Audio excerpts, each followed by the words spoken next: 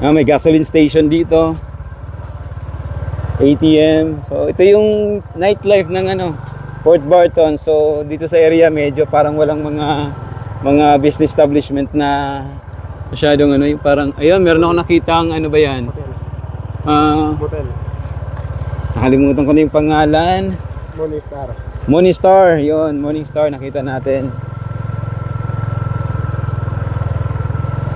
So medyo lubak-lubak lang yung kalsada, so hindi pa nakasemento dito. So I think this is Rizal Street. May nakita ko kanina Rizal Street eh. Yan, tapos ito, yan dito medyo parang buhay na buhay dito. Yun doon, mukhang okay din doon. Yan, yung ating driver, may umikot. Yan, San Isidro Labrador Parish Church. Yan, simbahan, nakita natin. ibang klaseng vlog tong ginawa ni Kerod Yan, para makita lang din ang itsura ng gabi ba dito sa Port Barton. Pero syempre, ang pinakamadami sa may tabing dagat.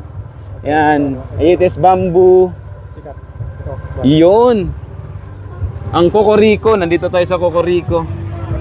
Yan, mukhang marami ditong mga maraming mga puti dito, mga foreigners. Mukhang kilalang barto dito sa Port Barton, ang Cocorico.